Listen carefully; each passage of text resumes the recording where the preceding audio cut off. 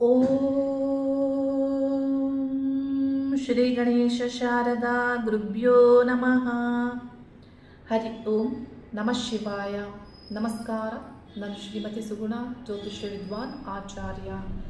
2025 ಮೇ ಮಾಸದಲ್ಲಿ 14ನೇ ದಿನಾಂಕದಿಂದ ಗುರುಗ್ರಹವು ವೃಷಭ ರಾಶಿಯಿಂದ ಮಿಥುನ ರಾಶಿಗೆ ಪ್ರವೇಶ ಆಗಿ ಅಲ್ಲಿ ಸಂಚರಿಸುವಂತಹ ಕಾಲದಲ್ಲಿ 2025ನೇ ವರ್ಷದಲ್ಲಿ ಮೇ ಮಾಸದಿಂದ ಕನ್ಯಾ ರಾಶಿಯವರಿಗೆ ಗುರುಗ್ರಹದ ಫಲವು ಯಾವ ರೀತಿ ಸಿಗಲಿದೆ, ಗುರು ಬಲ ಇಲ್ಲ ಅನ್ನೋದನ್ನು ಜ್ಯೋತಿಷ್ಯ ಶಾಸ್ತ್ರದ ಪ್ರಕಾರವಾಗಿ ನಾವು ತಿಳಿಬಹುದು.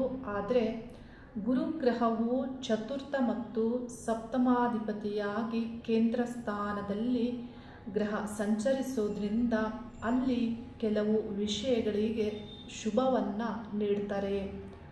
ಕನ್ಯಾ ರಾಶಿಯಿಂದ ನಿಮ್ಮ ಕರ್ಮಸ್ಥಾನದಲ್ಲಿ ಗುರುಗ್ರಹ ಸಂಚಾರ ಆಗಲಿದೆ. ಯಾವ ರೀತಿ ಶುಭವನ್ನು ಗುರುಗ್ರಹ ನೀಡ್ತಾರೆ? ಗುರುಗ್ರಹವು ನಿಮ್ಮ ಉದ್ಯೋಗ ಸ್ಥಾನದಲ್ಲಿ ಸಂಚಾರ ಮಾಡೋದ್ರಿಂದ ಸತ್ಕರ್ಮಗಳನ್ನು ಮಾಡುವಂತಹ ಫಲವನ್ನು ವೃದ್ಧಿಸ್ತಾರೆ. ಅಂದರೆ ಸತ್ಕರ್ಮಗಳನ್ನು ಮಾಡ್ತೀರಾ, ಒಳ್ಳೆ ಕಾರ್ಯಗಳನ್ನು ಮಾಡ್ತೀರಾ ಮತ್ತು ಉದ್ಯೋಗದಲ್ಲಿ ನಿಮ್ಮ ಸ್ಥಾನ ಮಾನ ಗೌರವಕ್ಕೆ ಹೆಚ್ಚು ಹೆಸರು ಕೀರ್ತಿ ಪ್ರಶಂಸೆಗಳು ಬರುವಂತೆ ಅಲ್ಲಿ ಗುರುಗ್ರಹವು ಫಲವನ್ನು ನೀಡ್ತಾರೆ. ಮತ್ತು ನಿಮ್ಮ ಸಪ್ತಮ ಸ್ಥಾನಾಧಿಪತಿಯಾಗಿ ಉದ್ಯೋಗ ವ್ಯವಹಾರ ವ್ಯಾಪಾರಗಳ ಪಾಲುದಾರಿಕೆ ಸಂಬಂಧಪಟ್ಟಂತೆ ಆ ಸ್ಥಾನಾಧಿಪತಿಯು ನಿಮ್ಮ ಕರ್ಮಸ್ಥಾನದಲ್ಲೇ ಸಂಚರಿಸೋದ್ರಿಂದ ಇದರ ಸಂಬಂಧಪಟ್ಟಂತೆಯೂ ಶುಭವನ್ನು ನೀಡ್ತಾರೆ. ಇಂಥ ಫಲಗಳು ನಿಮಗೆ ವೃದ್ಧಿಯಾಗುತ್ತೆ.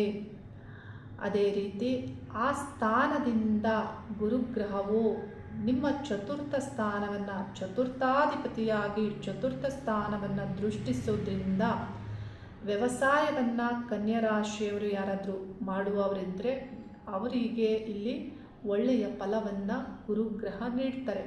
ಮತ್ತು ಗೃಹ ನಿರ್ಮಾಣ ಗೃಹ ಆರಂಭಗಳಿಗೂ ಒಳ್ಳೆಯ ಫಲವನ್ನು ನೀಡ್ತಾರೆ. ಭೂಮಿಯನ್ನು ತೆಗೆದುಕೊಳ್ಳುವುದಕ್ಕೂ ಒಳ್ಳೆಯ ಫಲವನ್ನು ಗುರುಗ್ರಹ ನೀಡ್ತಾರೆ. ಹಾಗೆಯೇ ಮಾತೃಸುಖ ಸ್ವಸ್ಥಾನದ ಸುಖಗಳಿಗೂ ಗುರುಗ್ರಹ ಇಲ್ಲಿ ಒಳ್ಳೆಯ ಫಲವನ್ನು ನೀಡ್ತಾರೆ. ಮನಃಶಾಂತಿ ಶಾಂತಿಯಿಂದ ಇರುವಂತೆಯೂ ಸುಖವನ್ನು ನೀಡ್ತಾರೆ. ಆದರೆ ಈ ಸ್ಥಾನಕ್ಕೆ ಶನಿಗ್ರಹದ ವೀಕ್ಷಣೆಯು ಇರೋದ್ರಿಂದ ಸ್ವಲ್ಪ ನಿಮಗೆ ಅಡೆತಡೆಗಳು ಏನಾದರೂ ಧಕ್ಕೆಗಳು ಆಗುವುದು. ಆದರೆ ಇದನ್ನು ನೀವು ನಿಭಾಯಿಸಿ ಬುದ್ಧಿವಂತಿಕೆಯಿಂದ ತಾಳ್ಮೆಯಿಂದ ಸಹನೆಯಿಂದ ಬರುವಂತಹ ಕಾಲದ ಆ ಸಮಸ್ಯೆಗಳನ್ನು ನೀವು ನಿಭಾಯಿಸಬೇಕಾಗುತ್ತೆ. ನಿಮ್ಮ ಜನ್ಮರಾಶಿಯಿಂದ ದಶಮದಲ್ಲಿ ಗುರು ಸಂಚರಿಸೋದ್ರಿಂದ ಗುರುವಿನಿಂದ ನೀವು ಒಳ್ಳೆ ಫಲಗಳನ್ನು ಪಡೆದುಕೊಳ್ತೀರಾ. ಆದರೆ ಕೆಲವು ಶುಭ ಆರಂಭಗಳಿಗೆ ಇಲ್ಲಿ ಗುರು ಬಲ ಇರೋದಿಲ್ಲ. ಹಾಗಿದ್ದರೂ ನೀವು ಕನ್ಯಾ ರಾಶಿಯವರು ನಿಮ್ಮ ಜನ್ಮ ಲಗ್ನಗಳಿಗೆ ಗುರುಬಲ ಇದೆಯಾ ಪರಿಶೀಲಿಸಿಕೊಳ್ಳಿ. ಏಕೆಂದರೆ ವಿವಾಹಕ್ಕೆ ಶುಭ ಆರಂಭಗಳಿಗೆ ಜನ್ಮ ಲಗ್ನದಿಂದಲೂ ಗುರು ಬಲ ಇರುವಾಗ ಎಷ್ಟೋ ಜನರಿಗೆ ಒಳ್ಳೆಯ ಆರಂಭ, ಒಳ್ಳೆಯ ಜೀವನ, ಒಳ್ಳೆಯ ಶುಭ ಕಾರ್ಯಗಳು ನಡೆಯುತ್ತೆ. ನಿಮ್ಮದು ಕನ್ಯಾ ರಾಶಿ ಆಗಿದ್ದರೂ ನಿಮ್ಮ ಜನ್ಮ ಲಗ್ನ ವೃಷಭ ಆಗಿದ್ದರೆ ಅಥವಾ ಸಿಂಹ ಲಗ್ನ ಆಗಿದ್ದರೆ ಅಥವಾ ತುಲಾ ಲಗ್ನ ಆಗಿದ್ದರೆ ಧನಸ್ಸು ಲಗ್ನ ಆಗಿದ್ದರೆ ಹಾಗೆಯೇ ಕುಂಭ ಲಗ್ನ ಆಗಿದ್ದರೆ ಈ ಲಗ್ನಗಳಿಗೆ ಗುರುಬಲ ಇದೆ. ಈ ರೀತಿಯೂ ಗುರು ನಿಮಗೆ ಒಳ್ಳೆಯ ಫಲವನ್ನು ನೀಡುವಂತಹ ಒಂದು ಮಾರ್ಗವನ್ನು ನಾನು ತಿಳಿಸ್ತಾ ಇರುವಂಥದ್ದು. ಮತ್ತು ನಿಮ್ಮ ದಶೆ ಕಾಲ ಮುಕ್ತಿ ಕಾಲಗಳನ್ನು ಪರಿಶೀಲಿಸಿಕೊಳ್ಳಿ. ನಿಮಗೆ ಒಳ್ಳೆಯದಾಗಬೇಕು, ಶುಭ ಆಗಬೇಕು, ನೀವು ಡೆವಲಪ್ ಆಗಬೇಕು ಅಂದರೆ ಇಂಪ್ರೂವ್ಮೆಂಟ್ ಆಗ್ತಾ ಇದೆ, ಅದು ಹಾಗೆಯೇ ನಡೆಯುತ್ತೆ ಅನ್ನೋ ಹಾಗಿದ್ರೆ ನಿಮಗೆ ಒಳ್ಳೆ ದಶೆ ಮುಕ್ತಿ ಕಾಲಗಳು ನಡೀತಾ ಇರಬೇಕಾಗತ್ತೆ. ಯೋಗಕಾರಕರ ಶುಭ ಗ್ರಹಗಳ ದಶೆ ಮುಕ್ತಿ ಕಾಲಗಳು ನಡೀತಾ ಇರಬೇಕಾಗತ್ತೆ. ಆ, ಈ ಈ ಒಂದು ಭುಕ್ತಿ ಕಾಲಗಳು ಶನಿ ಭುಕ್ತಿ, ರಾಹು ಭುಕ್ತಿ ಅಥವಾ ನಿಮ್ಮ ಜನ್ಮ ಜಾತಕಕ್ಕೆ ಮಾರಕ ಗ್ರಹಗಳು, ಷಷ್ಠ ವ್ಯಾಧಿ ಸ್ಥಾನಾಧಿಪತಿಗಳು, ಅಷ್ಟಮ ಕಷ್ಟವನ್ನು ನೀಡುವಂತಹ ಸ್ಥಾನಾಧಿಪತಿಗಳ ಭುಕ್ತಿ ಕಾಲಗಳು ನಡೀತಾ ಇದ್ದರೆ ನಿಮಗೆ ಅಶುಭ ನಿಮಗೆ ಸಿಗುವ ಸಾಧ್ಯತೆ ಹೆಚ್ಚಿರುತ್ತೆ. ಈ ಭುಕ್ತಿ ಕಾಲಗಳನ್ನು ನೀವು ಪರಿಶೀಲನೆ ನಿಮ್ಮ ವೈಯಕ್ತಿಕವಾದಂತಹ ನಿಮ್ಮ ಜನ್ಮ ಜಾತಕವನ್ನು ಪರಿಶೀಲಿಸಿಕೊಳ್ಳಿ. ಅದೇ ರೀತಿ ನಿಮಗೆ ನಷ್ಟ ಆಗಬೇಕಂದ್ರೂ ನಿಮ್ಮ 12ನೇ ಸ್ಥಾನಾಧಿಪತಿಯ ಕಾಲ ನಡೀತಾ ಇದ್ರೂ ನಿಮಗೆ ನಷ್ಟಗಳಾಗುವಂತಹ ಸಾಧ್ಯತೆ ಇರುತ್ತೆ. ಈ ರೀತಿ ನಿಮ್ಮ ಜಾತಕದ ಒಂದು ಪ್ರಕಾರವಾಗಿಯೇ ಗ್ರಹಗಳು ಫಲವನ್ನು ನೀಡ್ತಾರೆ. ಅದಕ್ಕೆ ಸಪೋರ್ಟಿವ್ ಆಗಿ ಈ ಗೋಚಾರದಲ್ಲಿ ಗ್ರಹಗಳು ಸಂಚರಿಸುವ ಗ್ರಹಗಳು ಫಲವನ್ನು ನೀಡ್ತಾರೆ. ಜನ್ಮ ಜಾತಕವೇ ಬಹಳ ಮುಖ್ಯವಾಗಿರುತ್ತೆ. ಕನ್ಯಾ ರಾಶಿಯಲ್ಲಿ, ಜನ್ಮ ರಾಶಿಯಲ್ಲಿ ಈಗ ಕೇತುಗ್ರಹ 2025 ಆರಂಭದಲ್ಲಿಯೂ ಅಲ್ಲಿ ಸಂಚರಿಸ್ತಾರೆ. ಅನಂತರದಲ್ಲಿ ಕೇತುಗ್ರಹ ಸಿಂಹ ರಾಶಿಗೆ ಪ್ರವೇಶ ಆಗ್ತಾರೆ. ಇದರಿಂದ ನೀವು ಇಲ್ಲಿ ಕೇತುಗ್ರಹದ ಒಂದು ಬಾಧೆ ಸಮಸ್ಯೆಗಳಿಂದಲೂ ಮುಕ್ತಿಯಾಗುತ್ತೆ. ಹಾಗೆ ಸಪ್ತಮದಲ್ಲಿ ರಾಹುಗ್ರಹ ಷಷ್ಠ ಸ್ಥಾನಕ್ಕೆ ಬರ್ತಾರೆ. ಆದರೆ ಸಪ್ತಮದಲ್ಲಿ ಶನಿಗ್ರಹ ಸಂಚರಿಸ್ತಾರೆ. ಈ ಗುರುವಿನ ಫಲಗಳೊಂದಿಗೆ ಇತರ ಗ್ರಹಗಳ ಫಲವನ್ನು ನಾವು ನೋಡಬೇಕಾಗುತ್ತೆ. ಗುರು ಗ್ರಹವು ನಿಮ್ಮ ಶತ್ರು ಸ್ಥಾನವನ್ನು ದೃಷ್ಟಿಸೋದ್ರಿಂದ ಶತ್ರುಗಳೊಂದಿಗೆ ನೀವು ಶಾಂತವಾಗಿ ಇರಿ. ಅಂದರೆ ಇಲ್ಲೇನಾಗುತ್ತೆ, ಅಲ್ಲಿ ರಾಹುಗ್ರಹವು ಸಂಚರಿಸೋದ್ರಿಂದ ಶತ್ರುಗಳ ರಹಸ್ಯಗಳು ನಿಮಗೆ ತಿಳಿದು ಇಲ್ಲಿ ಏನಾದರೂ ಸಮಸ್ಯೆಗಳನ್ನು ನೀವು ನೀಡುವಂತಿದ್ದರೆ ನೋಡಿ, ಷಷ್ಠ ಸ್ಥಾನ ಆ ಶತ್ರು ಸ್ಥಾನಾಧಿಪತಿ ಸಪ್ತಮದಲ್ಲಿರೋದ್ರಿಂದ ಇಲ್ಲಿ ವ್ಯಾಜ್ಯಗಳು, ಏನಾದರೂ ಜಗಳಗಳು, ಕಲಹಗಳು ಆಗೋ ಸಾಧ್ಯತೆ ಇರುತ್ತೆ. ಸಪ್ತಮವು ವ್ಯಾಜ್ಯಗಳನ್ನು ಒಂದು ಅಂದರೆ ನಿಮ್ಮ ಅಪೋಸಿಟ್ ಪಾರ್ಟಿ ಅವ್ರು ಹೇಗಿರ್ತಾರೆ ಇದನ್ನೆಲ್ಲ ನೋಡೋದ್ರಿಂದ, ಅಲ್ಲಿ ಶನಿ ಇರೋದ್ರಿಂದ, ಸಂಚಾರ ಆಗ್ತಾ ಇರೋದ್ರಿಂದ ಸಮಸ್ಯೆಗಳು ಆಗಬಾರದು. ಅದಕ್ಕಾಗಿ ಬಹಳ ಬುದ್ಧಿವಂತಿಕೆಯಿಂದ, ಶಾಂತವಾಗಿ, ತಾಳ್ಮೆಯಿಂದ ಇದನ್ನು ನೀವು ನಿಭಾಯಿಸಬೇಕಾಗುತ್ತೆ. ಏಕೆಂದರೆ ನಿಮ್ಮ ಶತ್ರುಸ್ಥಾನವನ್ನು ಗುರುಗ್ರಹವು ವೀಕ್ಷಣೆ ಮಾಡೋದ್ರಿಂದ ಶಾಂತವಾಗಿ ಇದ್ದು ನೀವು ನಿಮ್ಮ ಕೆಲಸ ಕಾರ್ಯಗಳಲ್ಲಿ ಮುಂದುವರಿಬೇಕಾಗತ್ತೆ. ಬರುವಂತಹ ಅದೃಷ್ಟಕ್ಕೆ ಇಲ್ಲಿ ಶನಿಯು ನಿಮ್ಮ ಅದೃಷ್ಟ ಸ್ಥಾನವನ್ನು ವೀಕ್ಷಣೆ ಮಾಡೋದ್ರಿಂದ ಹೆಚ್ಚು ಸಮಸ್ಯೆಗಳು ಆಗೋದಿಲ್ಲ. ಏಕೆಂದರೆ ಅದು ಶನಿಗ್ರಹಕ್ಕೆ ಮಿತ್ರಗ್ರಹವಾಗಿ ಶುಕ್ರನ ರಾಶಿಯಾಗಿರೋದ್ರಿಂದ ಅನುಕೂಲಗಳೇ ಹೆಚ್ಚು ಆಗುತ್ತೆ. ಈ ರೀತಿ ಗುರುವಿನ ಫಲಗಳು ಕನ್ಯಾ ರಾಶಿಗೆ ಇವೆ.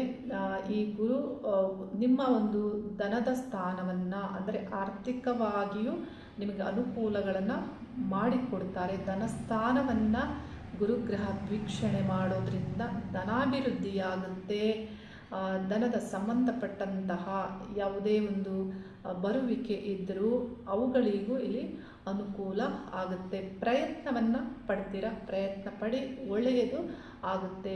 ನೆಮ್ಮದಿಯ ಜೀವನವನ್ನು ನಿರ್ಮಾಣ ಮಾಡಿಕೊಳ್ಳಬಹುದಾದಂತಹ ಎಲ್ಲ ಕ್ರಿಯೇಟರ್ ನೀವೇ ಆಗಿರಬೇಕು. ಕನ್ಯಾ ರಾಶಿಯವರು ಕ್ರಿಯೇಟಿವಿಟಿ ಹಾಗೆ ಬುದ್ಧಿವಂತಿಕೆಯಿಂದ ನೀವು ನಿಮಗೇನಾದರೂ ಒಳ್ಳೆ ಲಗ್ನ, ನಿಮಗೆ ಕ್ರಿಯೇಟಿವಿಟಿ ಲಗ್ನವೇ ಸಿಕ್ಕಿದರೆ ನಿಮ್ಮ ಒಂದು ವಿಭಿನ್ನತೆಯಿಂದ ನಿಮ್ಮ ಜೀವನವನ್ನು ನಿರ್ಮಾಣ ಮಾಡಿಕೊಳ್ಳುವಲ್ಲಿ ಯೋಚಿಸ್ತಾ ಇರ್ತೀರ. ಹಾಗಾಗಿ ಜೀವನವನ್ನು ಹೇಗೆ ಬೇಕೋ ಹಾಗೆ ಅದರ ಕ್ರಿಯೇಟರ್ ನೀವೇ ಆಗಿರ್ತೀರ. ಅದರಂತೆ ಇಲ್ಲಿ ನೀವು ನಿರ್ಮಾಣ ಮಾಡ್ಕೋಬೇಕಾಗಿದೆ. ಈ ರೀತಿ ಫಲಗಳು ನಿಮಗೆ ಸಿಗಲಿವೆ. 2026 ಮೇ ನಂತರದಲ್ಲಿ ಕನ್ಯಾ ರಾಶಿಯಿಂದ ಗುರುಗ್ರಹವು ಲಾಭಸ್ಥಾನದಲ್ಲಿ ಸಂಚರಿಸೋದ್ರಿಂದ ಗುರುಬಲ ನಿಮಗೆ ಬರಲಿದೆ. 2026ರಲ್ಲಿ ನಾನು ತಿಳಿಸ್ತಾ ಇರುವಂಥದ್ದು ಈ ವರ್ಷ 2025 ಮೇಯಿಂದ 2025 ಮೇಯಿಂದ 2026 ಮೇವರೆಗೂ ಗುರುಬಲ ಇರೋದಿಲ್ಲ. ಆದರೆ ಗುರು ಒಳ್ಳೆ ಸ್ಥಾನದಲ್ಲಿ ಸಂಚರಿಸೋದ್ರಿಂದ ನಿಮಗೆ ಅಲ್ಲಿ ಕೆಲವು ಕೆಲಸ ಕಾರ್ಯಗಳಿಗೆ ಸತ್ಕರ್ಮಗಳನ್ನು ಮಾಡುವಂತಹ, ಗೌರವವನ್ನು ತಂದುಕೊಡುವಂತಹ ಕೆಲಸಗಳು ಇಲ್ಲಿ ಆಗುತ್ತೆ. ಆದರೆ ಗುರುಫಲ ನಿಮಗೆ ಬರೋದು 2026 ಮೇ ನಂತರದಲ್ಲಿ ಬರುತ್ತೆ. ಹಾಗಾಗಿ ನಿಮ್ಮ ಜನ್ಮ ಜಾತಕವನ್ನು ಪರಿಶೀಲನೆ ಮಾಡಿಸ್ಕೊಂಡು ನಿಮ್ಮ ಎಲ್ಲ ಕೆಲಸ ಕಾರ್ಯಗಳಲ್ಲಿ ಸರಿಯಾದಂತಹ ಪ್ರಿಪೇರ್ ನೀವೇ ಮಾಡ್ಕೋಬೇಕಾಗಿದೆ. ಯಾಕಂದರೆ ಗ್ರಹಗಳ ಒಂದು ಬದಲಾವಣೆಯನ್ನು ನಾವು ನೋಡುವಾಗ ಕನ್ಯಾ ರಾಶಿಯವರಿಗೆ 2028 ನಂತರದಲ್ಲಿ ಶನಿಗ್ರಹವು ಅಷ್ಟಮ ಸ್ಥಾನದಲ್ಲಿ ಸಂಚರಿಸುವುದರಿಂದ ಅಲ್ಲಿ ಹೆಚ್ಚು ಅಶುಭ ಫಲವನ್ನು ಕನ್ಯಾ ರಾಶಿಯವರು ಪಡೆದುಕೊಳ್ತೀರಾ. ಹಾಗಾಗಿ ನಿಮ್ಮ ಜನ್ಮ ಜಾತಕವನ್ನು ಪರಿಶೀಲನೆ ಮಾಡಿಸಿಕೊಂಡು ನೀವು ಏನಿದೆ ಈ 2027 ಏನಿದೆ ನಿಮ್ಮ ಸಮಯ, ಅದರೊಳಗೆ ನೀವು ಹೇಗಾದರೂ ಮಾಡಿ ಜೀವನಕ್ಕೆ ಒಂದು ಮಾರ್ಗವನ್ನು ಕಂಡುಕೊಳ್ಳುವಂತೆ ನಿಮ್ಮ ಒಂದು ಪ್ಲ್ಯಾನ್ ತಯಾರಿ, ನಿಮ್ಮ ಒಂದು ದೃಷ್ಟಿ ಹೀಗಿರಬೇಕು, ಆಲೋಚನೆಗಳು ಹೀಗಿರಬೇಕು ಅನ್ನೋದನ್ನು ನಾನು ತಿಳಿಸ್ತಾ ಇದ್ದೇನೆ. ಗುರುವಿನ ಫಲಗಳನ್ನು ವೃದ್ಧಿಸಿಕೊಳ್ಳುವಂತೆ ನೀವು ನಿತ್ಯಲೂ ಶಿವನ ಮಂತ್ರವನ್ನು ಪಠನೆ ಮಾಡಿ, ಅದೇ ರೀತಿ ನೀವು ಕನ್ಯಾ ರಾಶಿಯವರು ಬೆಳಗಿನ ಸಂದರ್ಭದಲ್ಲಿ ನಾರಾಯಣ ವಿಷ್ಣು ಸಂಬಂಧಪಟ್ಟಂತಹ ಮಂತ್ರಗಳು, ಅಷ್ಟೋತ್ತರಗಳು, ವಿಷ್ಣು ಸಹಸ್ರನಾಮ ಬರುವಂತಿದ್ರೆ ಇವೆಲ್ಲವನ್ನು ನೀವು ಪಠನೆ ಮಾಡಿ ಆ ದಿನದ ಒಳ್ಳೆಯ ಆರಂಭ ನಿಮಗೆ ಆಗುತ್ತೆ. ಸಂಜೆಯ ರಾತ್ರಿಯ ಹೊತ್ತಿನಲ್ಲಿ ನೀವು ಶಿವ ಮಂತ್ರವನ್ನು ಪಠನೆ ಮಾಡಿ.